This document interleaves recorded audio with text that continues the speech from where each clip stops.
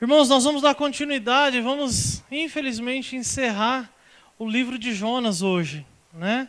Estamos com a mensagem de hoje, há 5 domingos, estudando a palavra de Deus no livro de Jonas, estudando a vontade de Deus e o nosso coração sendo exposto por mais esse livro. Na semana passada nós encerramos, meus irmãos, o tempo nosso aqui, apresentando um pouco mais da misericórdia de Deus sobre a vida do profeta Jonas, tirando daquilo que era inevitável, né, a sua morte, e dando ao profeta Jonas a chance de viver com Deus, a oportunidade de ter a sua vida restaurada e cumprir os desígnios de Deus para a vida dele. Semana passada nós também testemunhamos, irmãos, Deus enviando mais uma vez, na realidade Deus não mudando o seu propósito, enviando o profeta Jonas à cidade de Nínive. E nós vimos também que, independente da boa vontade, da disposição do coração de Jonas, nós vimos semana passada que o coração do povo todo daquela cidade se converteu ao Senhor. A Bíblia diz para a gente, dá para a gente detalhes dessa ação de Deus, dizendo que do menor ao maior, todos os homens de Nínive se converteram a Deus. E eu creio, meus irmãos, sinceramente, que por isso, pela bondade de Deus, Jonas não esperava. Jonas foi à cidade de Nínive. Mas Jonas não esperava encontrar lá a bondade e a misericórdia de Deus. Com esse rápido contexto, a gente pode então agora entrar no capítulo 4 do livro de Jonas. Vamos ler lá. Jonas capítulo 4, nós vamos ler o capítulo todo, irmãos. Diz assim a palavra do Senhor. Jonas, porém, ficou profundamente descontente com isso e enfureceu-se. Ele orou ao Senhor: Senhor, não foi isso que eu disse quando ainda estava em casa? Foi por isso que me apressei em fugir para Tarsis. Eu sabia que tu és um Deus misericordioso e compassivo, muito paciente, cheio de amor, e que prometes castigar, mas depois te arrependes. Agora, Senhor, tira a minha vida, eu imploro, porque para mim é melhor morrer do que viver. O Senhor lhe respondeu: você tem alguma razão para essa fúria? Jonas saiu e sentou-se num lugar a leste da cidade. Ali construiu para si um abrigo, sentou-se à sua sombra e esperou para ver o que aconteceria com a cidade. Então o Senhor Deus fez crescer uma planta sobre Jonas, para dar uma sombra à sua cabeça e livrá-lo do calor, o que deu grande alegria a Jonas. Mas na madrugada do dia seguinte, Deus mandou uma lagarta atacar a planta e ela secou-se. Ao nascer do sol, Deus trouxe um vento oriental muito quente, e o Senhor bateu na cabeça de Jonas, o sol bateu na cabeça de Jonas, ao ponto dele quase desmaiar. Com isso, ele desejou morrer e disse: para mim, melhor seria morrer do que viver. Mas Deus disse a Jonas: você tem alguma razão para estar tão furioso por causa da planta? Respondeu ele: sim, tenho, e estou furioso ao ponto de querer morrer. Mas o Senhor lhe disse: você tem pena dessa planta, embora não a tenha podado, nem a tenha feito crescer. Ela nasceu numa noite e numa noite morreu. Contudo, Nínive tem mais de 120.000 pessoas que não sabem nem distinguir a mão direita da esquerda, além de muitos rebanhos. Não deveria eu ter pena dessa grande cidade? Vamos fechar os nossos olhos e vamos orar, irmãos? Eu queria pedir, por favor, para o Gil ficar em pé e orar para a gente.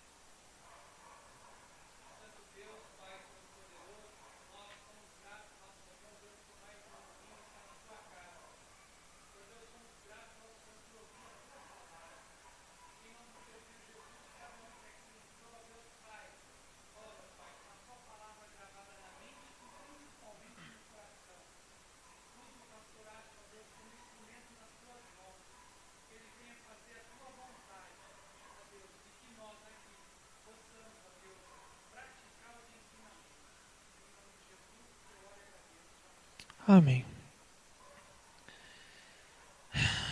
Difícil chegar nesse capítulo 4, né, irmãos? Depois de tudo que a gente presenciou nesses 4 últimos domingos, difícil a gente chegar aqui no capítulo 4 e encontrar um contraste apresentado pelas reações e pelos sentimentos do profeta Jonas em relação à ação e à bondade, à misericórdia de Deus. É interessante que esse livro, ele nos mostra que o profeta Jonas, ele se alegrou em determinados momentos, mas se alegrou profundamente com a misericórdia de Deus, em olhar para ele, em olhar para o seu estado de angústia, de desespero, mesmo reconhecendo a sua desobediência, a sua obstinação, e a gente encontra a alegria do profeta Jonas, de ver Deus salvando a sua vida.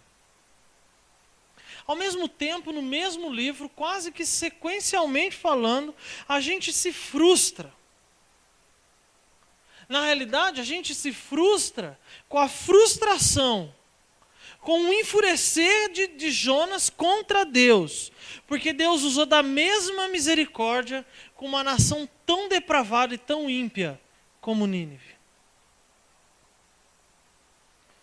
Irmãos, eu confesso aos irmãos que conforme a gente vai andando, conforme eu fui andando no livro aqui, chegando no capítulo 4, foi ficando para mim cada vez mais claro que o coração de Jonas ainda não estava claro quanto à ação de Deus.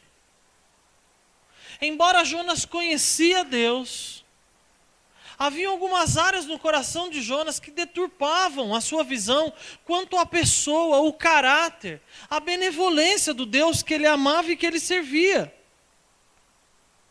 Ele vai até aquela cidade, ele deseja, de fato, depois de sair do grande peixe, cumprir a ordem de Deus, porque no coração dele, meus irmãos, a mensagem que ele iria pregar era a mensagem de condenação. Jonas não havia percebido que a sua vida havia se transformado na mensagem que Deus queria conduzir até aquela cidade. Eu queria que os irmãos observassem comigo o versículo 1, por favor.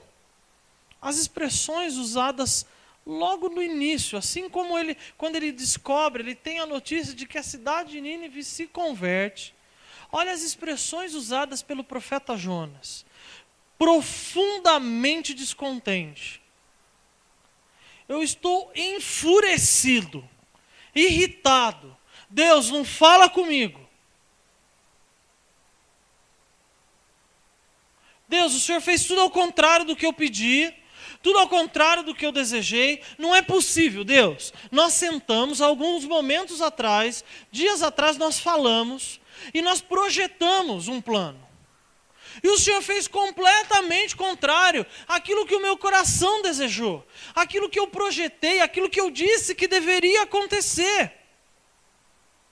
Eu queria que os irmãos identificassem no versículo 1 as reações mostrando o quanto o coração do profeta Jonas ainda estava distante de Deus. Embora momentos antes ele havia sido alvo da misericórdia, da bondade do Senhor com a vida dele. Eu confesso aos irmãos que quando eu estava lendo particularmente esse versículo 1, vinha na minha mente, graças a Deus, que Deus ele é diferente de mim. Graças a Deus que o Senhor é completamente diferente de nós, pecadores. Nós julgamos muito mais rápido. Nós erramos, na realidade, nós matamos as pessoas à nossa volta muito mais rápido. A gente se levanta contra e faz juízo sobre a vida das pessoas sem mesmo compreender o processo todo, sem olhar com compaixão, bondade e misericórdia. Nós erramos, confundimos, pecamos, negligenciamos, mas o Senhor não.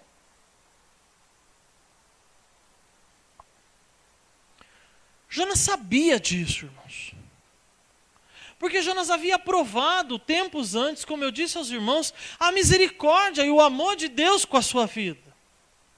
Provavelmente você pode trazer à sua mente, ao seu coração, o dia em que Cristo tirou você lá do profundo do abismo, retirou as algas que impediam você de chegar à superfície e contemplar a bondade do Senhor, te protegeu mesmo que aos teus olhos o grande peixe era juízo. Não, Deus havia te protegido lá, te guardado lá e te colocado no centro da vontade dEle. E nós sabemos, meus irmãos, que quando isso aconteceu conosco, júbilo, alegria, satisfação inundou nosso coração. Mas com o passar do tempo, irmãos, aquela alegria, aquele contentamento, aquela satisfação de contemplar a bondade do Senhor, de reconhecer a misericórdia de Deus na minha vida, por isso eu sou compassivo com as pessoas à minha volta, eu sou atento, rápido na pregação do Evangelho, para que aquele que não conhece a Cristo venha conhecer, para que aquele que já conhece a Cristo não venha se perder. Essa misericórdia se vai da nossa vida, do nosso coração.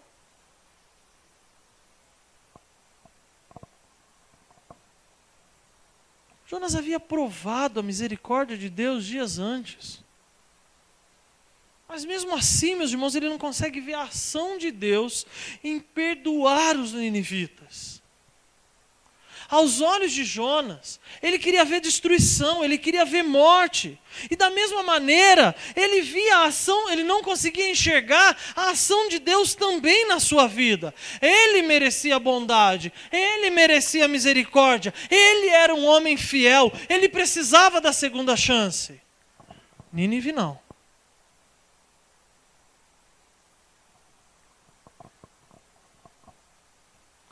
Os irmãos notam como o julgamento ao pecado das pessoas ao nosso redor, meus irmãos, sempre tem um peso maior do que o nosso. A tendência da gente apontar o dedo, da gente fazer os nossos juízos carnais, da gente se juntar para condenar tais indivíduos que pecaram tão grandemente com o Senhor, nós fazemos isso com uma tranquilidade, com uma rapidez, meus irmãos. Mas responde no seu coração. E se você soubesse que tem 3 ou 4 pessoas fazendo juízo a respeito da sua vida, sem conhecer absolutamente nada sobre você, sem ter tido algum tipo de busca de restauração com a sua vida, o que você pensaria? O que você sentiria? Quais na realidade seriam as nossas reações? Toda a petulância do coração orgulhoso, arrogante de Jonas, ele vem agora à tona no capítulo 4, irmãos. Com quem ele estava realmente descontente e furioso? Será que Jonas havia se esquecido de que Deus havia tirado ele da morte, da condenação, da separação do relacionamento com Deus? Meus irmãos, será que teria humanamente falando, irmãos, como esquecer que há 2 dias atrás, Deus havia me tirado da boca de um grande peixe? Jonas mostra que sim. Embora rapidamente a gente pode pensar, não é possível que Jonas fez isso. Ô pecador miserável. Ele acabou de ver o mar abrindo, ele viu o pão caindo do céu, ele viu o milagre da multiplicação, o próprio Senhor Jesus andou sobre as águas, aquele que morreu ressuscitou, foi cuspido de um peixe na praia. Como é que ele pode esquecer a misericórdia e a bondade de Deus? Eu queria fazer uma pergunta aos irmãos. O que Deus falou ao coração dos irmãos na devocional de sexta-feira? Quais foram os pecados confrontados pelo Senhor quando na quinta-feira os irmãos abriram a Bíblia e tiveram seu tempo a sós com Deus? A quem fomos pedir perdão pelos pecados cometidos? Às nossas esposas, aos maridos, aos nossos filhos, um irmão em Cristo? Meus irmãos, não vou nem muito longe. Por quem nós oramos ontem? A quem clamamos misericórdia ontem? a quem pedimos que Deus voltasse os seus olhos e Deus trouxesse algum tipo de alívio, de restauração, ou que Deus fortalecesse a vida daquele irmão abatido. Ontem, Jonas nos mostra que somos rápidos em esquecer a bondade e a misericórdia de Deus para com a nossa vida. Olha a forma arrogante com que Jonas se achega a Deus. Versículo 2. Senhor, não foi isso que eu te disse quando eu ainda estava em casa?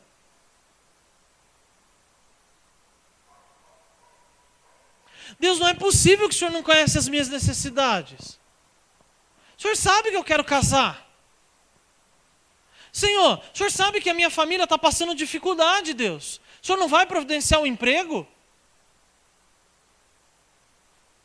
Não é possível, Senhor. Eu fiz os projetos, os sonhos, e agora o Senhor vai interromper? O Senhor vai retirar o meu sustento? Jonas aqui, meus irmãos, ele expõe aquilo que desde o início eram as reais motivações do coração dele. Da fuga e da obediência parcial que nós encontramos aqui no capítulo 3 do livro de Jonas. Veja bem, irmãos, o profeta Jonas, ele conhecia muito bem a Deus. Desde o início, ele sabia que os ninivitas teriam a oportunidade do arrependimento. E se eles se arrependessem e confessassem seus pecados, Deus os perdoaria e Deus os restauraria. Tanto ele sabia que ainda no versículo 2, ele completa dizendo: eu sabia que tu és Deus misericordioso. Eu sabia que o Senhor era compassivo, muito paciente, cheio de amor e que promete castigar, mas depois te arrependes. Nós acabamos de contemplar aqui, meus irmãos, um testemunho fantástico de Jonas, com uma petulância apresentada no final, quase que ridicularizando a misericórdia de Deus em ouvir a confissão de um arrependido. Embora nós não fazemos isso como Jonas. Quem é maluco de falar, de pronunciar essas palavras para Deus agora? Mas quantas vezes questionamos o controle e a bondade de Deus na nossa vida? Quantas vezes passa pela nossa cabeça que Deus nos abandonou diante de tamanhas tribulações, tamanhas tempestades, embora algumas delas, fruto das nossas escolhas, do nosso próprio pecado?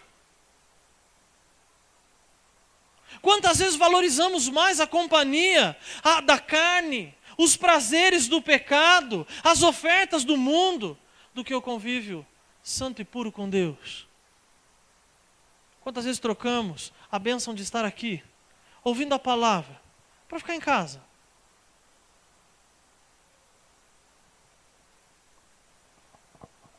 Irmãos, dá para acreditar na petulância desse profeta? Não é possível que um homem que conheça a Deus fale assim com Deus. Mas infelizmente Jonas, ele expõe não apenas o coração dele a nós, mas ele acaba expondo o nosso próprio coração, irmãos. Agimos assim. Quando questionamos quanto o agir de Deus na nossa vida: Senhor, por que o Senhor está permitindo isso? Por que o Senhor não dá aquilo que eu quero agora? Porque não pode ser do meu jeito, no meu tempo.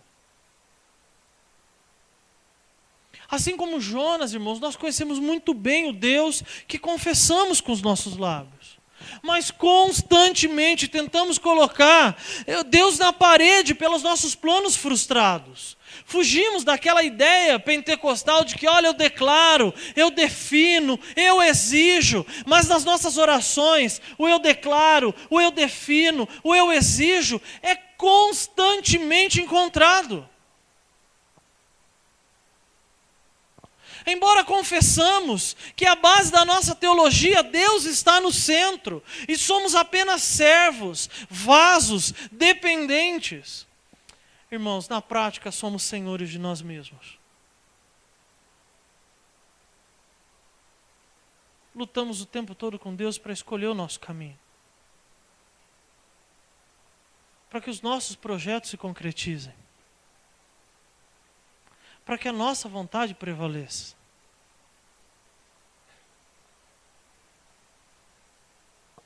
Mas eu queria que os irmãos observassem que o pecado de Jonas, ele se expressa também em suas palavras, irmãos. Jonas não fica apenas no pensamento, Jonas não fica apenas em algumas ações, ele utiliza a palavra castigar. Responda aí no seu coração, Deus castiga alguém?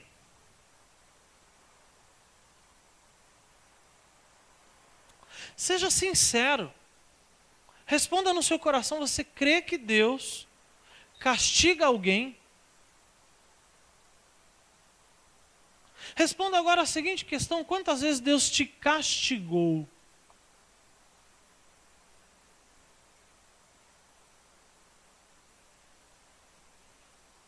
O dicionário Aurélio define castigo como pena que se infringe ou inflige a um pecado, a uma punição. Já a palavra justiça, ela significa a virtude de dar a cada um aquilo que é seu, aquilo que lhe é de merecimento. Justiça significa faculdade de julgar segundo o direito e melhor consciência. No caso aqui, a melhor consciência de Deus. Fora isso, irmãos, a exposição dos atributos de Deus, eles não surgem por meio de reconhecimento, mas de duras críticas, vindas da boca do profeta Jonas. Nós não estamos vendo aqui de uma oração consagratória, um momento de louvor, um tempo de adoração. Nós estamos vendo um petulante servo de Deus, que se coloca nesse momento como dono do seu coração e questiona, usando a própria palavra de Deus, para colocar a vontade de Deus em xeque.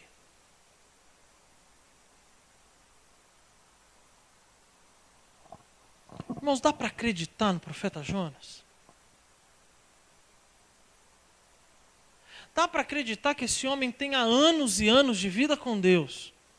Que ele vai à escola dominical todos os domingos, que ele ouve a palavra na reunião dos jovens, adolescentes, ele tem uma Bíblia na mão dele, a qual ele tem comunhão com Deus todos os dias, e ele conhece o caráter do Deus que ele ama e serve, e agora no momento onde a sua vontade não é feita, a sua carne não é satisfeita, a sua petulância aparece desse jeito. Dá para acreditar nisso, irmãos?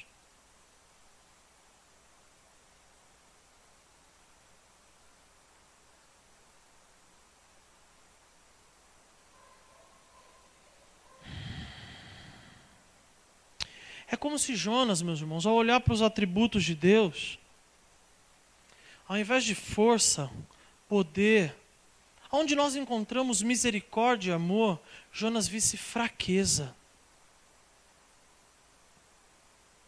Os irmãos entenderam o que eu falei? É como se Jonas, ao olhar para Deus, a contemplar a grandeza, a bondade, o amor de Deus, aquilo que normalmente identificamos como bondade, como misericórdia, como compaixão, Jonas via algo que deveria ser melhorado. Ser justo, piedoso, era a fraqueza de Deus.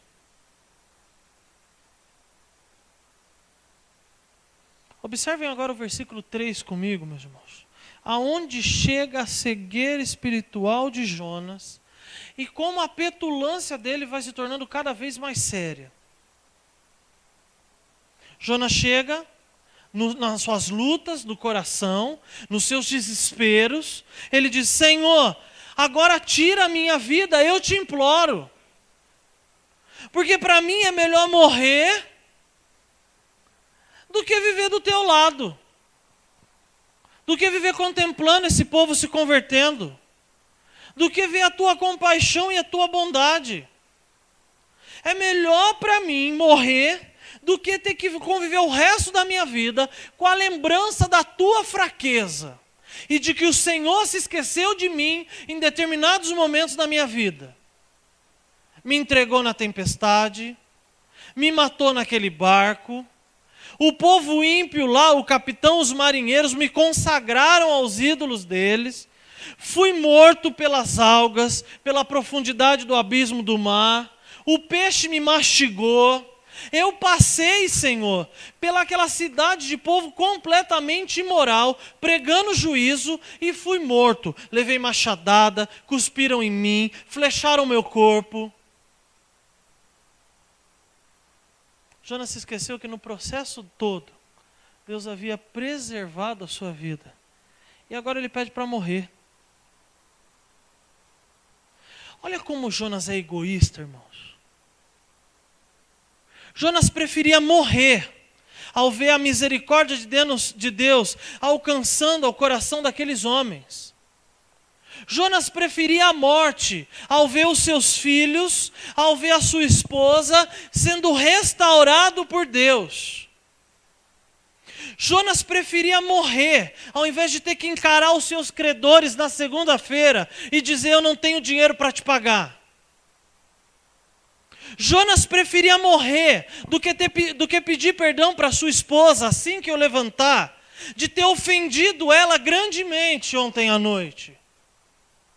Jonas preferia morrer ao invés de confessar os pecados que havia cometido contra a igreja de Cristo Jesus.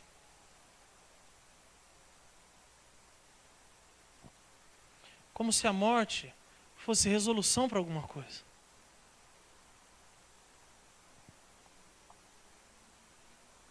Só queria lembrar aos irmãos que enquanto ele era o alvo da justa punição de Deus, e ao mesmo tempo da compaixão de Deus de encontrá-lo lá embaixo no abismo do mar, ele clamava para viver. Os irmãos se lembram no capítulo 3, versículo 9? Por favor, Filipinho. Depois de clamar a Deus, que Deus o tirasse daquele local de morte, ele diz: do Senhor vem a salvação.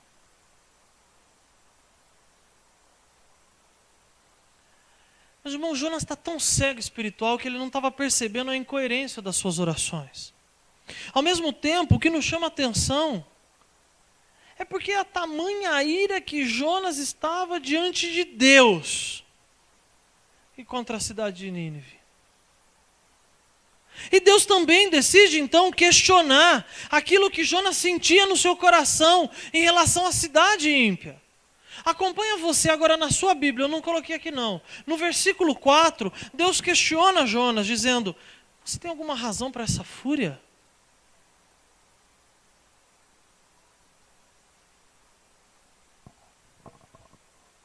Deus confronta aquele sentimento, aquela reação, aquele desejo do coração de Jonas, que não tinha absolutamente nada a ver com ira santa. Em preservar a glória, a majestade, a soberania de Deus diante de uma situação. Jonas não estava lutando por santificação. Jonas não estava buscando salvação. Jonas não queria ver Deus preservado.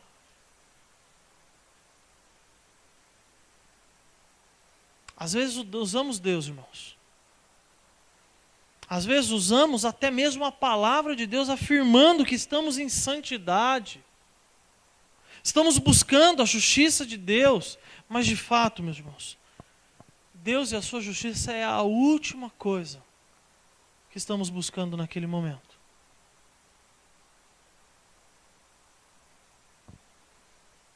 Jonas não estava preocupado com o pecado de Nínive.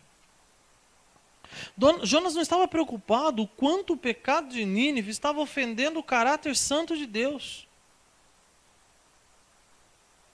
Ele queria simplesmente vê-los mortos, ou seria melhor Deus tirar a sua própria vida? Olha a dureza do coração de Jonas. Jonas preferia ver a queda de Nínive do que a sua restauração. Puxa vida, irmãos, quantas vezes eu já me peguei nessa situação. Para minha vergonha, quantas vezes as minhas orações, encapuzadas de forma hipócrita, como santas, de pedido de socorro para Deus, quantas vezes eu desejei que o meu irmão caísse.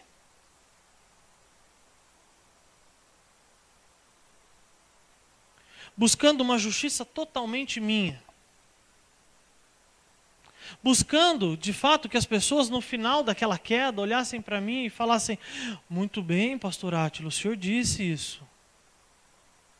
O senhor tinha razão.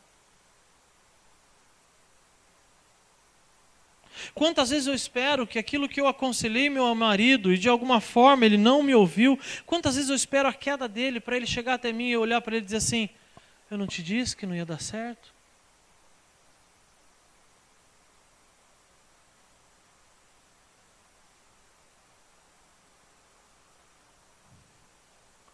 Quantas vezes olhamos para alguém que já está afastado de Deus, caído, pecando deliberadamente, ao invés da gente desejar que aquela pessoa seja restaurada, a gente quer que ela se aprofunde mais no seu próprio pecado.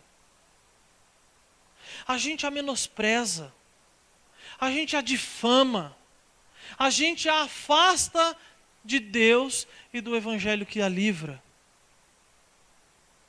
Por meio das nossas acusações, dos nossos falsos testemunhos, do nosso olhar de desprezo, irmãos.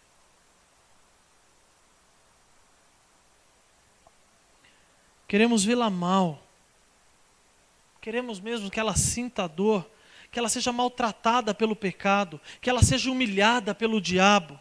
A nossa oração deveria ser por intervenção de Deus, para que houvesse arrependimento imediato naquele caído, e assim o nosso irmão parasse de sofrer longe dos caminhos do Senhor. Meus irmãos, eu vou voltar a fazer a mesma pergunta que eu fiz minutos atrás. Como você se sentiria sabendo que outras pessoas à sua volta desejam a sua queda? Como você se sentiria sabendo que existem irmãos sentados do seu lado, que no seu íntimo, no tempo seu pessoal com Deus, ele pede a Deus que Deus de fato te coloque lá embaixo, que Deus entregue você para Satanás, não buscando misericórdia na tua vida ou glória da parte de Deus, mas para que Deus faça a justiça dele? Como você se sentiria? A palavra ira, meus irmãos, no hebraico, ela é o termo haná ou hará. E tem um significado muito interessante. O significado é estar quente. Agora eu queria que os irmãos identificassem como Deus ele é didaticamente perfeito. O texto de Jonas capítulo 4 diz para a gente que soberanamente Deus conduz Jonas a um lugar extremamente quente.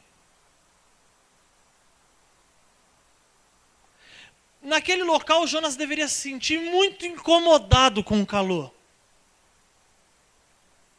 ao ponto dele quase desmaiar, tamanha a pressão do ar naquele lugar. Tamanha a força do sol batendo sobre a sua cabeça.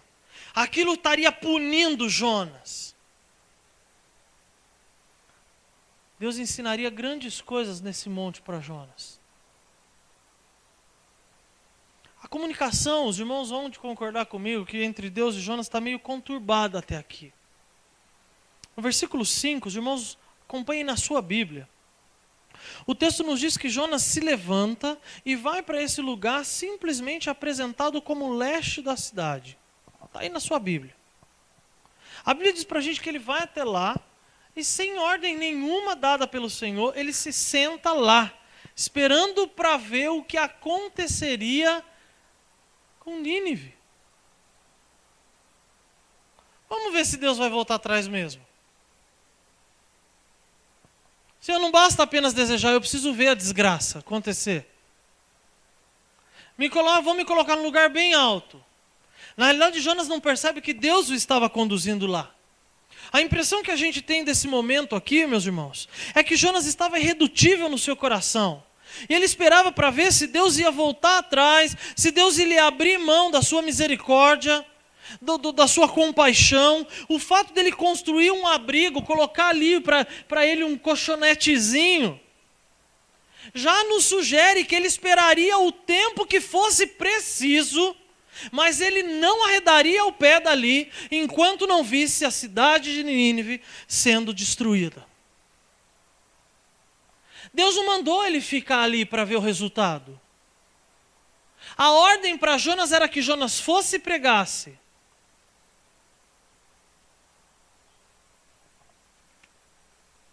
Eu queria que os irmãos identificassem comigo que no coração de Jonas, Deus precisava mudar.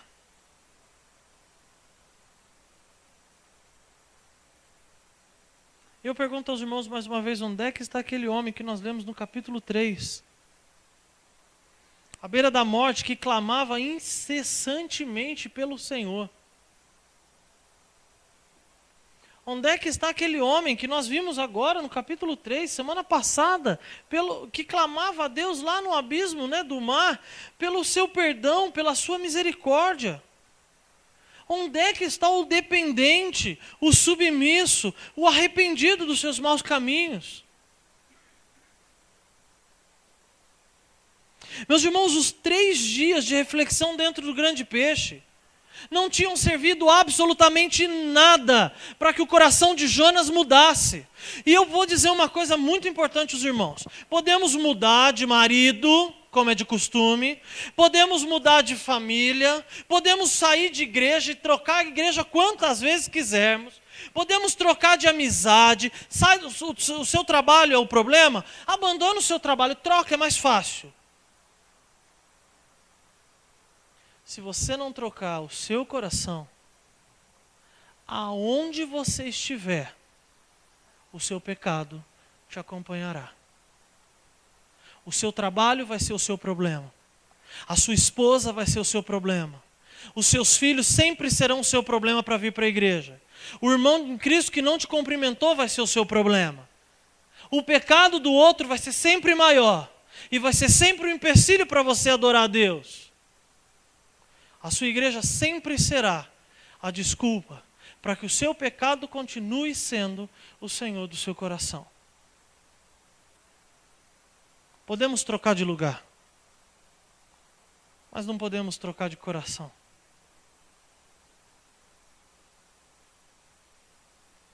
Podemos trocar de lugar. E agora eu gostaria que os irmãos entendessem o que eu falei a respeito de coração. Que se o nosso coração não for transformado pela palavra de Deus, não vai mudar nada.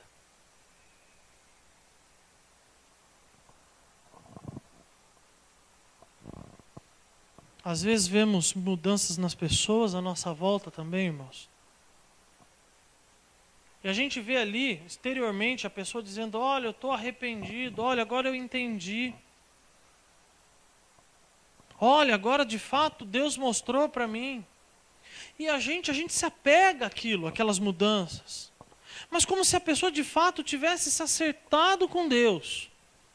Jonas nos mostra que precisamos sabiamente esperar para que as reais intenções e motivações, passando pela tempestade, pela pressão do mundo ímpio, pelos desejos do coração e por 3 dias e 3 noites dentro do grande peixe, sejam colocadas à prova.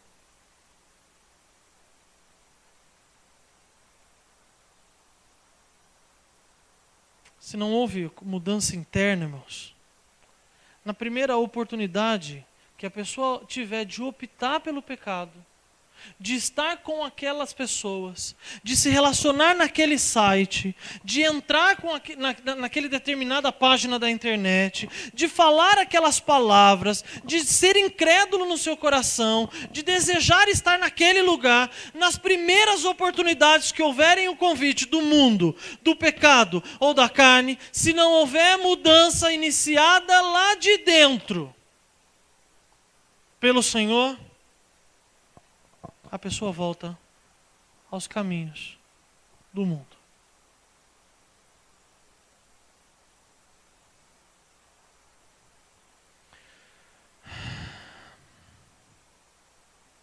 O lugar onde Jonas estava ali, meus irmãos, no monte, dava para ele ver a cidade de Nínive, fazia muito calor. E a Bíblia diz para a gente que Deus mandou ali mesmo um solzão escaldante. No verso 6, Deus ele permite que uma planta então cresça uma noite para outra, a planta cresça e traga algum tipo de alívio para Jonas. Em outras versões, não a NVI, os irmãos podem encontrar que Deus fez crescer uma aboboreira. Essa planta, meus irmãos, assim como o grande peixe, ela recebe da parte de Deus a ordem de proteger Jonas e de providenciar a Jonas alívio para suas aflições. Com certeza Deus não estava protegendo Jonas contra o sol. O que Deus queria mostrar para Jonas é que Deus, enviando essa grande planta, Deus estava protegendo Jonas do seu próprio coração. Um coração que só murmurava. Um coração que só questionava. Um coração que só via as coisas ruins que estavam sobrevindo sobre ele, sobre a sua casa, sobre as suas escolhas, sobre a sua vontade, sobre a sua família. Deus enviando a planta, o grande peixe, servia para mostrar que Deus estava cuidando e protegendo Jonas contra o seu próprio coração, contra as suas próprias escolhas. Porque quem havia escolhido subir aquela montanha para ver a desgraça e a destruição de Nínive havia sido Jonas.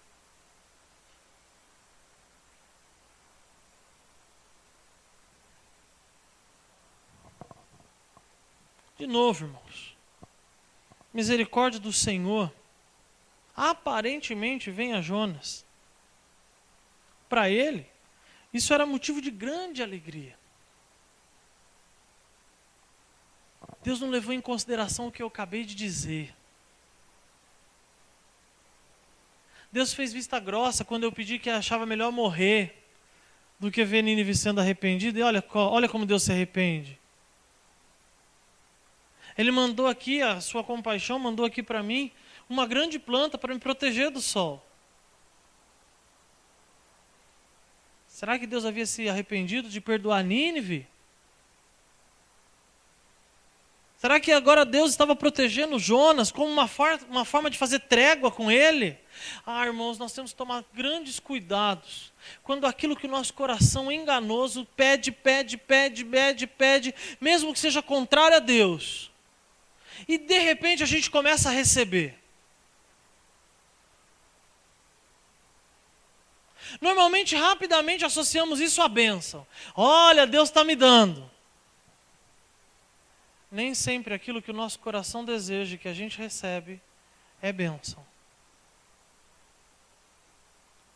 Se os desejos do nosso coração não estiverem completamente alicerçados às Escrituras, aquilo que tanto insistimos contra Deus e que agora passamos a receber, se tornará juízo.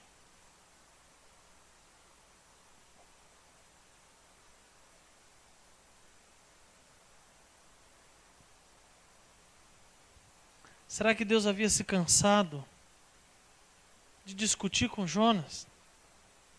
E de fato Deus disse, já sei, Jonas realmente tem razão. Melhor destruir Nínive. Observe o versículo 7, irmãos. Deus deixa muito claro para Jonas o seu objetivo. Deus diz para Jonas com o que está acontecendo aqui no versículo 7, eu jamais compactuo com um coração obstinado, cheio de pecado e cheio de mentira. As bênçãos interpretadas de forma errada aqui pelo profeta Jonas, as bênçãos às vezes interpretadas de forma errada pelos desobedientes, na verdade servem de ensino, disciplina e juízo. Irmãos, como não é poucas vezes que encontramos com crentes fazendo tudo errado. E aparentemente estão sendo beneficiados. Os irmãos já viram isso? Não é possível que aquela pessoa seja infiel. Ela não entrega os seus dízimos, não entrega as suas ofertas. E na casa dela não falta nada. Não é, Deus está fazendo vista grossa. Não é possível, aquela pessoa lá, ela não abre a boca dela no trabalho, ela não fala do amor de Jesus, ela não prega a palavra. E agora ela está recebendo benefícios no trabalho, agora ela vai ser gerente. Deus está abençoando ela. Nós vemos aquele jovem, o jovem sempre metido em pornografia, em imoralidade, ansiedade do seu coração. Olha, Deus abençoou, deu uma namorada e ela é da igreja.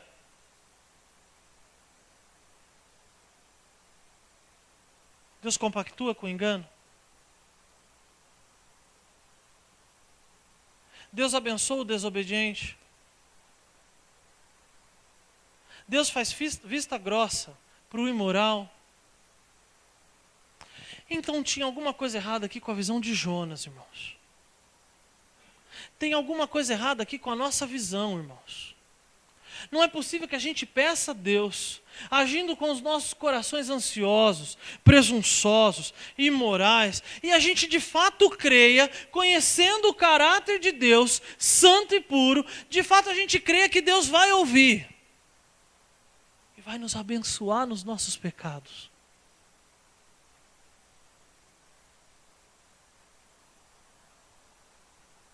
O texto diz que na madrugada, quando Jonas não esperava, Deus enviou uma lagarta até a planta.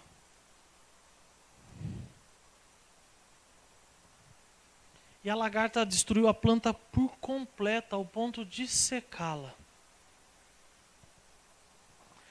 E eu pergunto aos irmãos, quem esperava por essa lagarta, irmãos? Será que Jonas, na hora que ele estava achando que Deus estava fazendo pacto com ele na sua desobediência, na sua falta de zelo, será que Jonas trouxe a memória que Deus poderia trazer uma lagarta e acabar com todos os seus projetos? Porque aquela planta nunca foi bênção, mas foi juízo.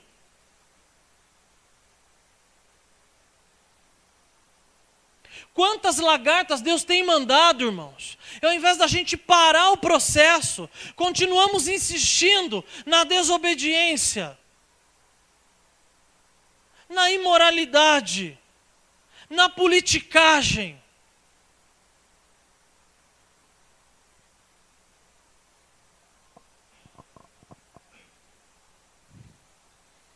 Jonas não esperava pela lagarta. A misericórdia de Deus durou muito pouco tempo, irmãos. Não é possível, Deus é tão ruim. Porque Ele me viu no meio dessa necessidade. Deus veio, deu um alívio, colocou o picolé na mão de Jonas e depois tirou. Que Deus duro.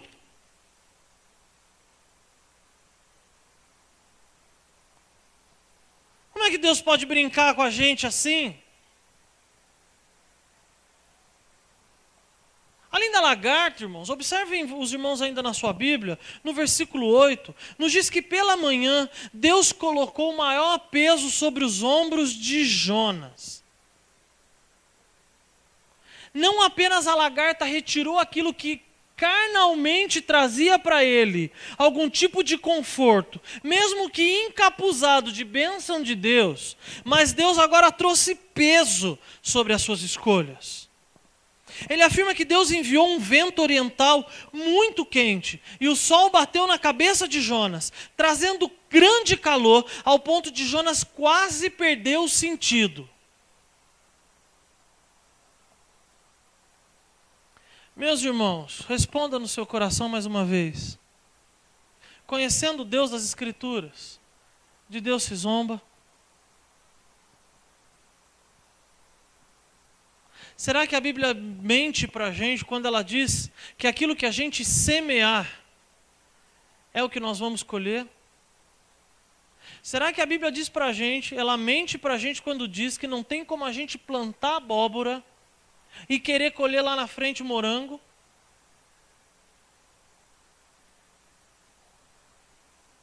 Ou tem alguma coisa errada com Deus, que é um mentiroso,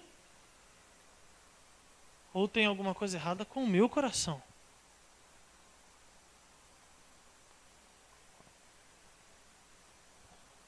Deus mostra a Jonas a sua capacidade de livrar e de destruir. Deus mostra para Jonas a sua capacidade de sentir compaixão e de fato de agir com justiça, com retidão. Deus mostra a Jonas a sua capacidade de amar por meio do livramento e a sua infinita capacidade de amar por meio da disciplina. Deus mostra para Jonas que a sua vontade e o seu caráter inquestionável, incorruptível e santo é a alavanca para que o servo de Deus viva e viva em abundância.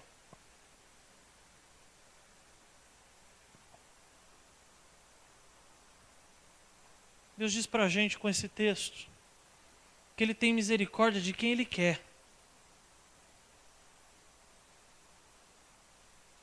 Que Ele se aborrece de quem Ele quer.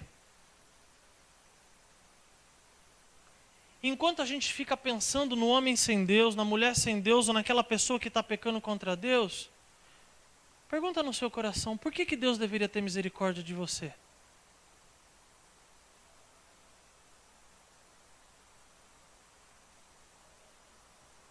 Por que Deus deveria se compadecer de mim? Por que Deus, ouvindo as minhas orações, vendo a minha postura arrogante, vendo o meu coração ansioso, sou negligente aos conselhos bíblicos, por que Deus deveria ter misericórdia? Por que questionamos a misericórdia de Deus quando sabemos quando estamos tomando decisões erradas? Deus está mostrando para Jonas que Ele se aborrece de quem quiser e o seu justo julgamento está alicerçado à sua bondade, à sua graça e não às reações humanas. Deus não decidiu me amar e te amar, irmãos, porque Ele viu na gente alguma bondade. Quando Deus nos separou para Ele antes dos tempos eternos, Deus não viu uma qualidade em nós que pudesse agradá-lo, diz a Bíblia em Romanos capítulo 3.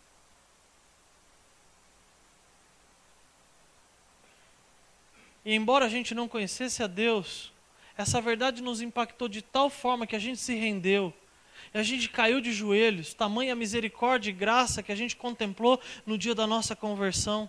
Eu pergunto, por que tiramos os olhos dessa verdade? Não era mais fácil lá no início, quando a gente andava de joelhos? Quando a gente não tinha força para levantar sequer os nossos olhos?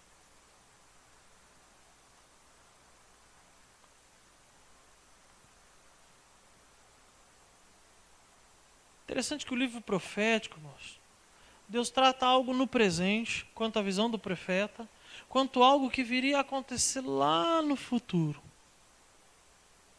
Com a destruição dessa planta pelo verme, Deus também estava mostrando a Jonas que Israel, o povo santo do Senhor, por causa da sua desobediência, dos seus maus caminhos, seria invadido e destruído pelo povo assírio que viria um pouco mais à frente.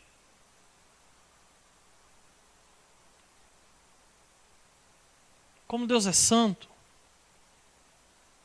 como esse povo deveria temê-lo. O texto ainda no versículo 8, os irmãos agora podem acompanhar aqui à frente, nos mostra a dureza do coração ainda a dureza do coração de Jonas e a infinita paciência de Deus. Embora a paciência de Deus tenha limite.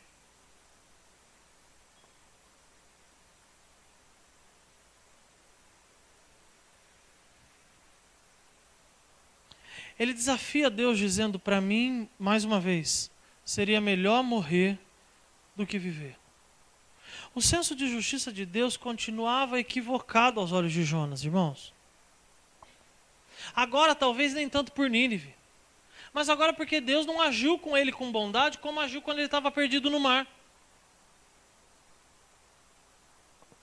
Então, mais uma vez, Deus intervém no versículo 9, acompanha na sua Bíblia, e diz assim, você tem alguma razão para estar furioso por causa da planta? O teu problema até agora era Nínive, não era? Teu problema mudou? Irmãos, mais uma prova de que os nossos problemas não são o nosso trabalho, os nossos cônjuges, as igrejas que congregamos, os pastores que nos pastoreiam, os nossos amigos, porque somos sozinhos na faculdade, porque estamos sendo pressionados pelo nosso patrão, porque temos a saúde debilitada, porque estamos passando dificuldade financeira. O nosso problema de rebeldia é Deus.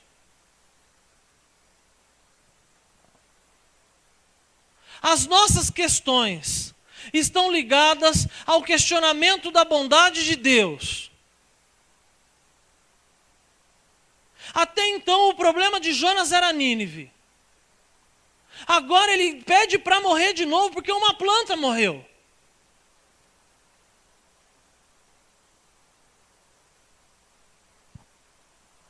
Jonas não se conforma, irmãos, de ter dado uma chance para Deus consertar tudo, e Deus desperdiçou a oportunidade.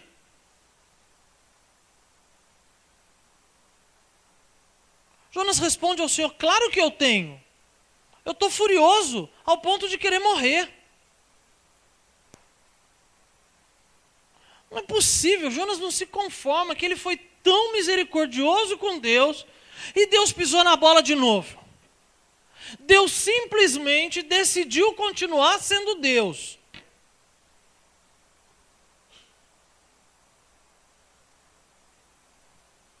Para nossa vergonha, irmãos, tratamos Deus da mesma forma como o profeta Jonas. A gente crê que a gente vive dando chances para Deus acertar com a gente. Quem sabe agora é a namorada. Quem sabe agora é o emprego. Quem sabe agora é a oportunidade da posição, dos bens. Quem sabe agora Deus vai acertar comigo, Deus vai olhar para mim, porque até agora Ele está olhando para todo mundo e não olhou para minha casa ainda. Ó Deus, estou te dando uma chance, mas se o Senhor não me responder, eu não vou mais na tua igreja. Deus, olha, eu estou tão bonzinho com o Senhor, que mesmo o Senhor não merecendo, eu estou vindo aqui entregar meu dízimo. O Senhor está vendo? Deus, mesmo o Senhor não merecendo, eu estou falando de Jesus para alguém. Embora, na primeira oportunidade que o Senhor pisar na bola comigo, eu vou te difamar para ela. Eu vou colocar essa pessoa contra a tua igreja.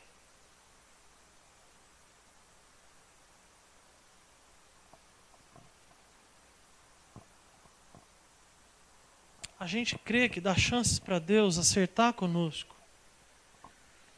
E tentamos, quando isso não acontece, colocar Deus de castigo.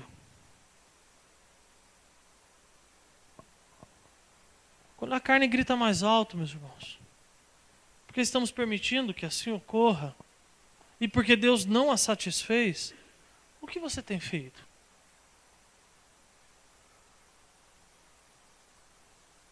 Quando a carne está gritando no teu coração, quando a ansiedade está quase incontrolável, quando a arrogância está te dominando, porque de fato estamos permitindo que isso aconteça, ou porque Deus não nos satisfez, o que nós temos feito? Abandonamos Deus? Queremos nos afastar da sua presença, fugir para um copo de pinga, numa festa que o mundo me faça esquecer pelo menos 3, 4 horas do meu final de semana? Ou busco um relacionamento imoral, virtual ou não?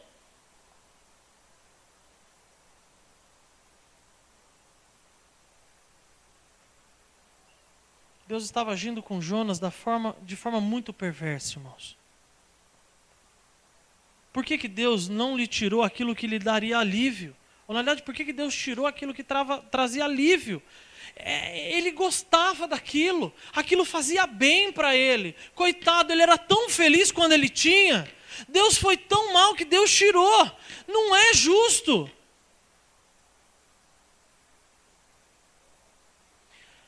Então, nos versículos 10 e 11, Deus apresenta de maneira muito clara e definitiva o seu caráter santo para o profeta Jonas. Independente do que o homem pensa a respeito do Senhor, Ele é Deus. E nele não há erro algum. Versículo 10 e 11 diz assim: você pensa ou você tem pena dessa planta, embora não a tenha podado nem a tenha feito crescer, mas fui eu, sempre fui eu, sempre serei eu. No teu trabalho nunca foi você. Nunca foi a sua inteligência, as suas capacitações, as suas boas ideias. Foi sempre eu. No teu casamento nunca foi você. Nunca foi a tua escolha da melhor, ou a mais bonita, ou o mais cheiroso. Fui eu que te dei. Na tua igreja nunca foi você. Inclusive, se fosse você, nem bem feito, nem serviria aos outros, da forma como iria me agradar. Foi sempre eu. Porque tudo é meu. Tudo existe porque eu quis.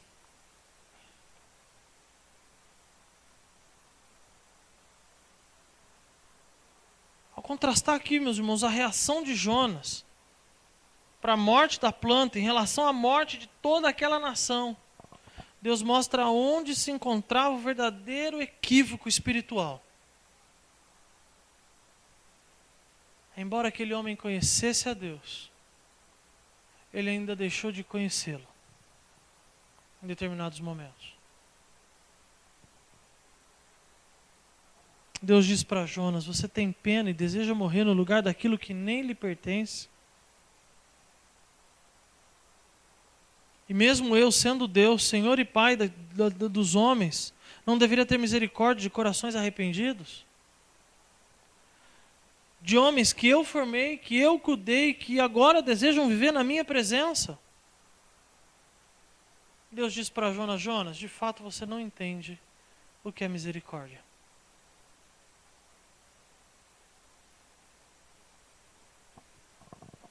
Jonas, você ainda não entendeu o que é graça. Você não merece estar na minha presença. Embora, pela minha soberania, eu desejo você comigo.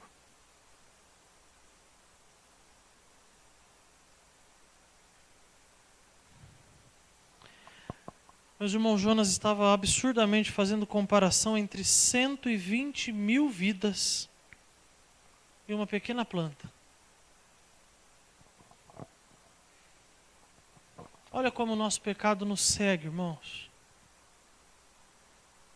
Olha como o nosso pecado, ele retira de nós a bênção de poder contemplar quem somos diante de Deus e o tamanho da bondade, da misericórdia dele em pensar em mim.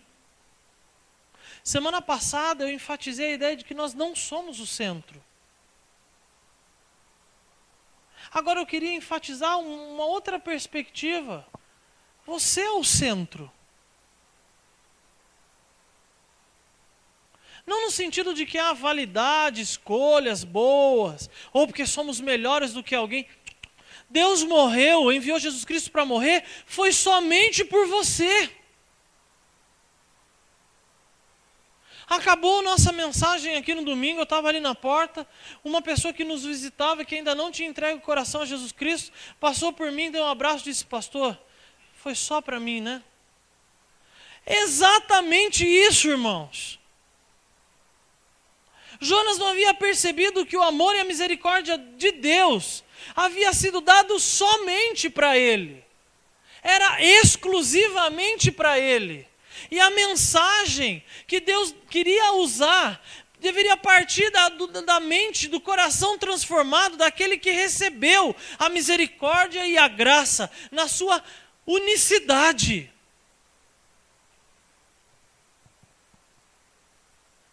Meus irmãos, esse culto foi só para você. Essa mensagem de Jonas capítulo 4 é para confrontar somente você. Deus não decidiu trazer mais ninguém aqui. Nós estamos em 150, 170 pessoas. Esse tempo aqui foi separado antes da fundação do mundo, porque Deus queria tratar somente você. Não se preocupe se está agora, nesse momento, se tem gente morrendo do seu lado. Não se preocupe se agora tem gente se consagrando do seu lado. Gente entregando o seu coração. Pergunta, por que eu aqui, agora? Por que o sol na minha cabeça? Por que a planta está murchando? Por que tanta tempestade? Por que o profundo do abismo, o grande peixe? Por que eu aqui hoje? Embora o centro da minha vida deva ser Deus. João capítulo 3, versículo 16. Responde essa questão. A Bíblia diz que Deus amou o mundo, Deus amou a mim, Deus amou você de tal maneira, de forma tão singular, tão preciosa, que enviou Jesus Cristo para morrer exclusivamente por você.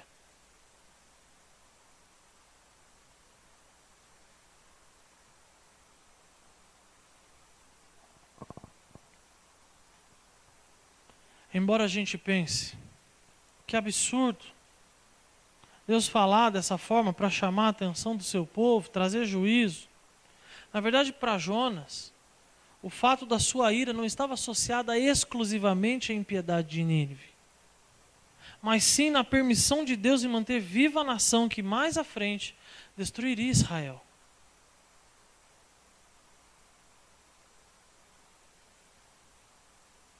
Jonas, em 2 Reis, capítulo 14, versículo 25, depois de irmãos lerem em casa, ele profetiza que as fronteiras de Israel seriam expandidas no reinado de Jeroboão II. Mas agora ele se vê como portador de uma profecia de condenação.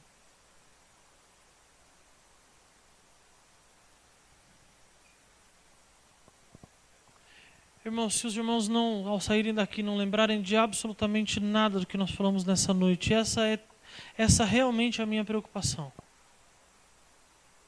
Eu queria que os irmãos se lembrassem exclusivamente que Deus separou esse tempo para você. Jesus Cristo trouxe você sozinho aqui nessa noite. E embora estejamos lotados de pessoas à nossa volta, com os seus dilemas, com os seus problemas, com as suas lutas pessoais, e provavelmente tratando os seus erros, os seus pecados, ou sendo encorajados pela mesma palavra, Deus queria você. E eu queria concluir essa série de mensagens em Jonas, fazendo um convite a você. Deus te ama. Nós vimos desde o primeiro dia que estamos falando de Jonas, eu fiz questão de colocar como tema central da nossa série, o profeta que tentou fugir de Deus. Deus diz para a gente nessa noite que o tempo de fugir acabou. Deus quer te dar um presente que homem nenhum pode te dar. A salvação em Cristo Jesus, que ela é dada e garantida somente por meio da graça. Não podemos comprar, não há absolutamente nada em nós que façamos, que nos torne merecedores. A Bíblia diz que Deus, antes da fundação do mundo, olhou para você, te amou e decidiu que você seria dele. Mas para a gente receber esse grande presente, a gente precisa fazer duas coisas. Reconhecer o senhorio de Cristo sobre as nossas vidas e confessar os nossos pecados, pedindo a Deus: Senhor, me salva de mim mesmo. Senhor, eu sou tão pecador que na verdade eu não merecia estar aqui. Eu devia estar longe do Senhor. O Senhor conhece o meu coração. Senhor, mas eu creio na tua misericórdia, assim como foi com Jonas. Assim como foi com Nínive. Senhor, eu creio no teu amor. Eu creio que o Senhor pode fazer nascer uma planta que jamais vai morrer de dentro de mim, Senhor. Mesmo estando lá no profundo do abismo. Senhor, eu creio que o Senhor pode me tirar de lá. e fazer de mim um servo limpo, irrepreensível, justificável aos olhos do Senhor, porque o teu sangue precioso foi derramado em meu favor. Para isso eu queria convidar você a se colocar em pé, e nós vamos orar.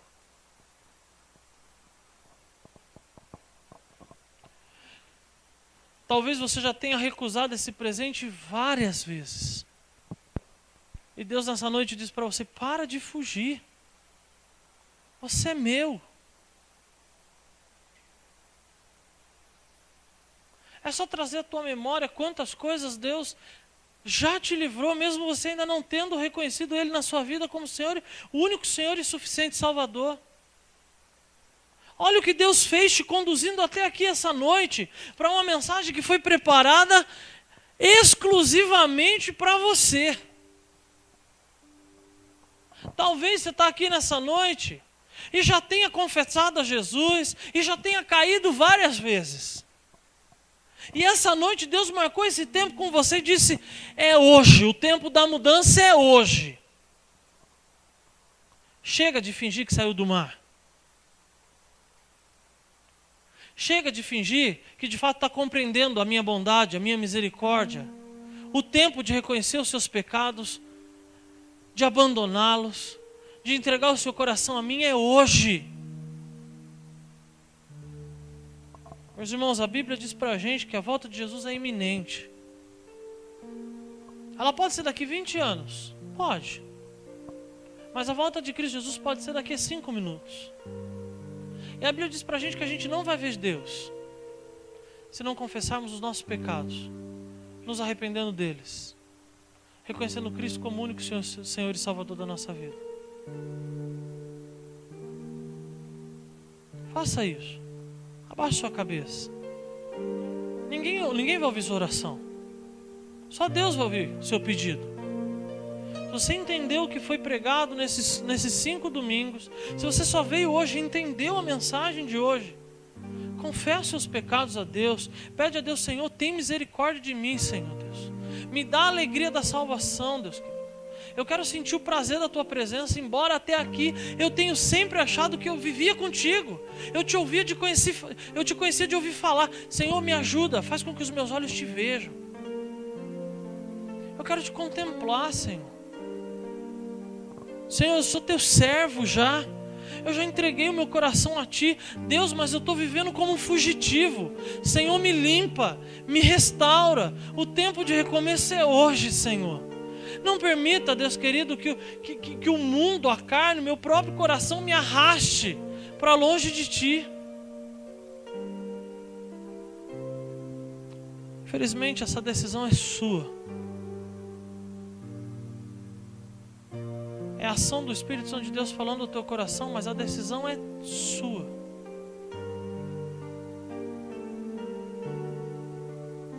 Meu desejo é que você decida por Cristo. Vamos orar.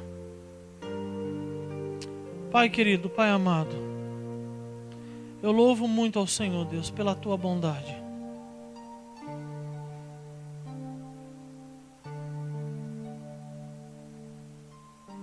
Eu louvo muito ao Senhor pela tua misericórdia, Deus.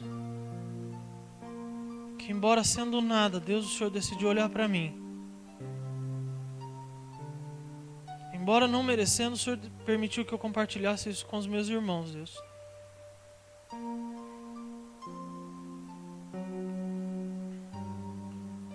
Embora boa parte da minha vida, Deus, eu finja conhecer o Senhor e estar obedecendo a tua palavra, Deus. Meu coração tem me levado para mais longe do Senhor, Pai. Eu peço perdão pelos meus pecados, Deus.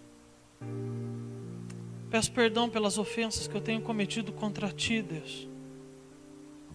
Eu clamo ao Senhor pela vida de cada pessoa que está ouvindo a Tua palavra nessa noite, Deus, e que haja arrependimento genuíno, Deus.